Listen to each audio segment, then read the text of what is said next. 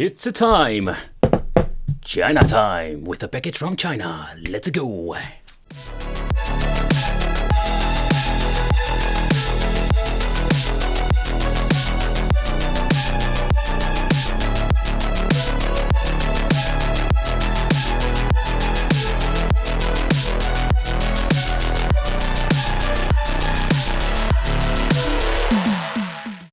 So when it comes to arcade stuff, there are so many awesome things to buy.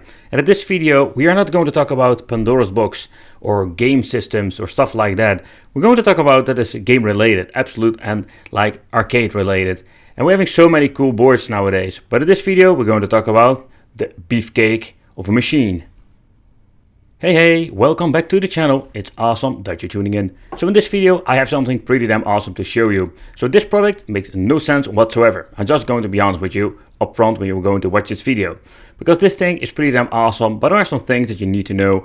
And is this thing the ultimate Pandora's box? Is this like the king of the machines? That is what we're going to find out today. But the reason I wanted to review this main board or this game system is because we can play some games that we couldn't play with other devices, especially with the Pandora's box.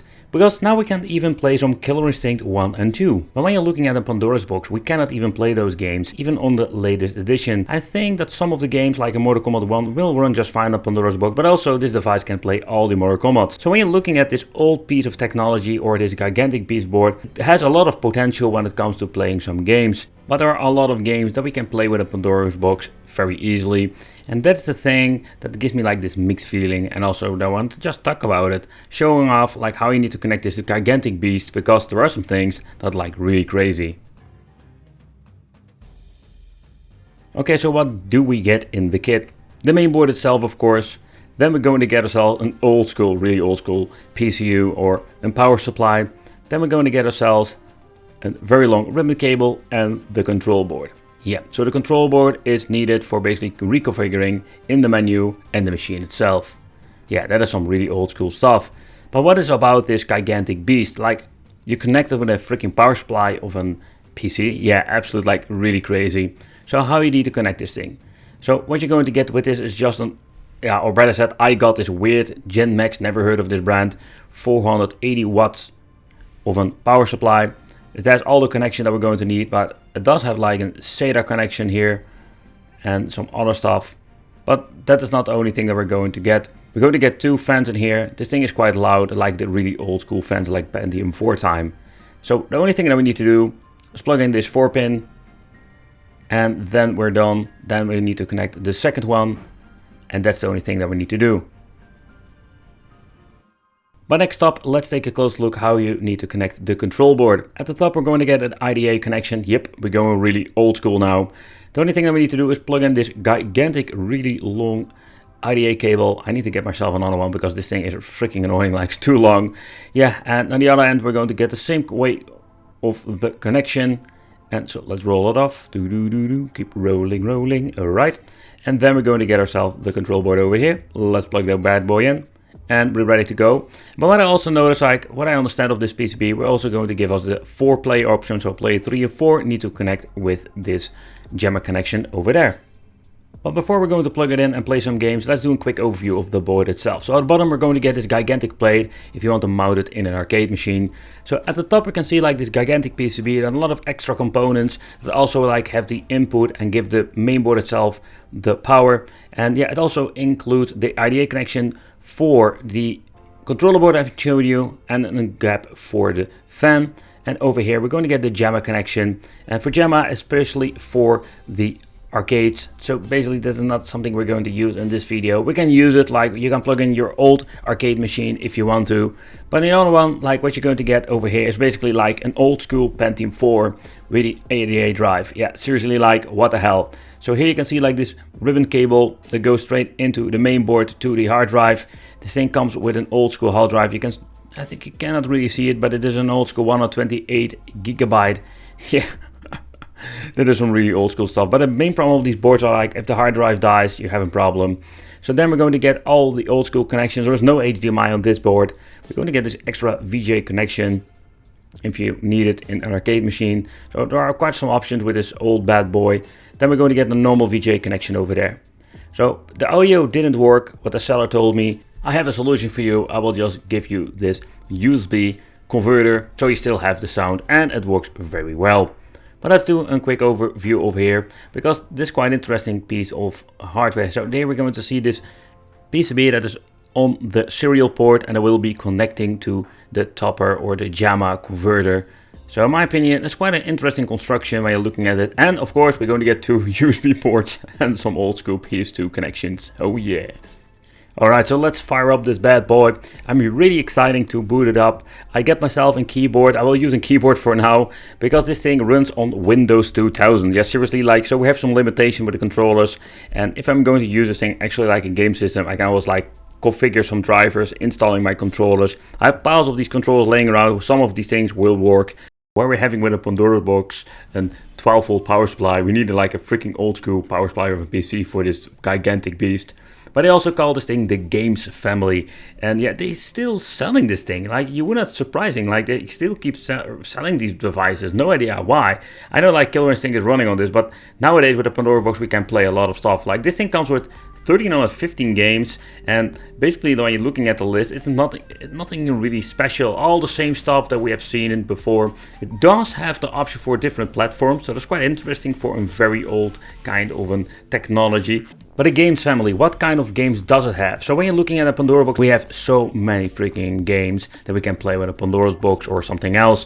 And with the games family, it's quite limited. We do have like three-dimensional games, but that is something we didn't have like with the first generation of Pandora's boxes. But now the Pandora's boxes like are supreme. Besides that it doesn't play Killer Instinct, that makes no sense in my opinion. Such a weird thing, because this Pentium 4 is not that powerful, basically like in Pandora's box.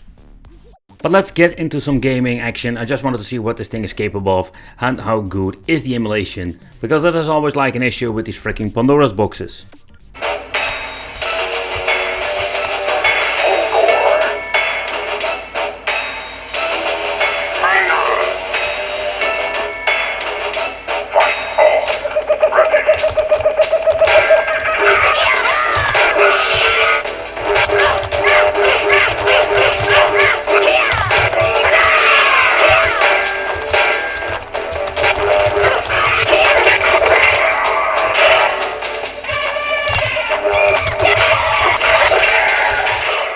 So when you're looking at Killer Instinct, I know it will give some screen tearing here and there. It still has the same issues like in Pandora's box. Take consideration are quite some different versions out there, but when you look at Pandora's box, I think they didn't really fix anything when it comes to game family versions. But overall the performance is not super bad. Okay, so next up, Mortal Kombat 1 is not super special because we can play this on Pandora's boxes, some of them, not all of them. But still, it runs pretty damn awesome. I love the game, good emulation performance, but yeah, it's cool to see it running on the games family.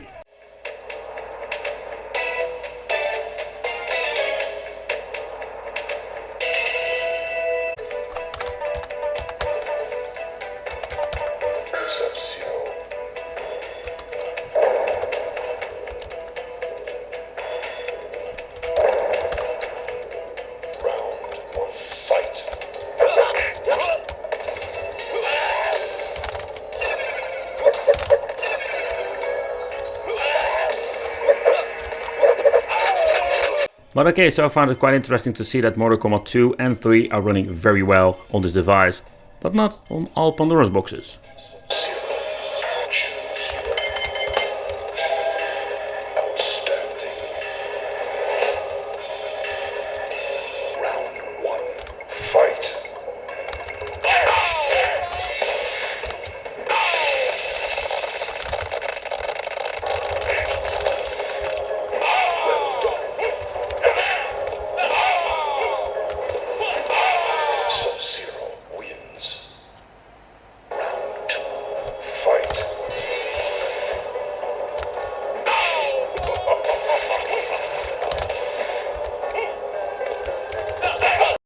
Okay, but beside Mortal Kombat 1, 2, 3 and the Killer Instinct games, we have a lot of stuff that we can play with a Pandora's box just perfectly. And the Pandora's box are like so much easier to connect with your, let's say, arcade machine. And yeah, that's the difference. I must say that overall performance when it comes to the emulation is pretty damn good. And that's always like with Pandora box, a mixed thing. Sometimes we're having like Pandora box with okay emulation or pretty damn good, but sometimes it's freaking awful. But should you buy a gigantic board like this for basic games like in Magical Drop? I think not. Okay, so what I do like about it, that we still have a lot of options when it comes to the emulator itself. Something that is also not common with Pandora's boxes. We can mess around with auto fire, custom buttons. You can reconfigure a lot of stuff that you couldn't do with Pandora's boxes in general. But before we go into the final conclusion, I want to bring in my buddy Retro Ralph from the Retro Ralph YouTube channel, because in my opinion he is a big fan of arcades, and he also did a review about the burger board, how you love to call it. So here, my guest for today, Retro Ralph.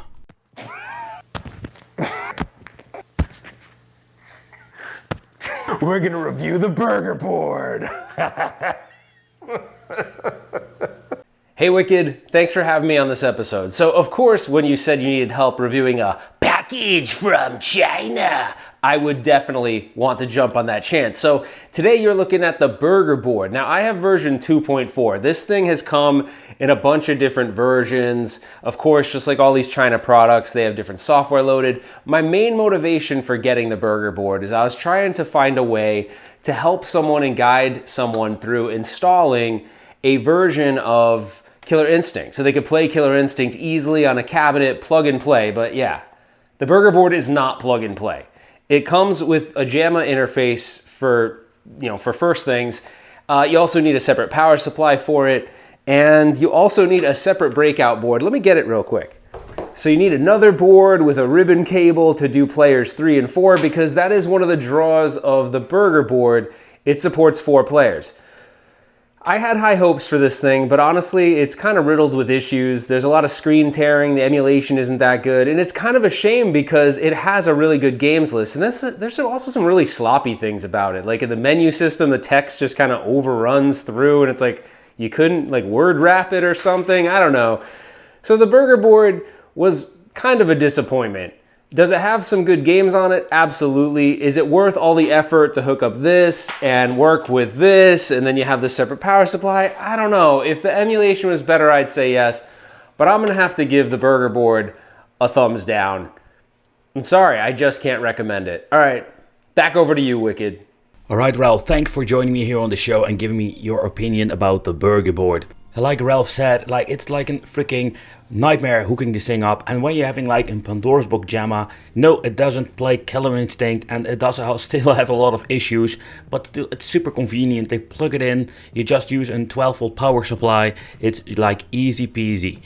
And that convenient thing we have within Family or in JAMA from Pandora's box, we don't have within Family edition from the Games King, because the thing is clunky, it's big. The Game Kings, in my opinion, I think those boards have quite a potential because it's running on the PC, so we can do even more cool things with it. But it's a bummer they are still using this old software that also, like Red Ralph says, has a lot of screen tearing, the same like Pandora's box, but still it's such a bummer. It has potential, it's very clunky with a big power supply. Yeah, let me know in the comments what do you think of this. But thank you all for watching. Join Red Ralph on his channel for some awesome videos. I will leave a link in the description to his channel. And it would be great to see you all in the next video.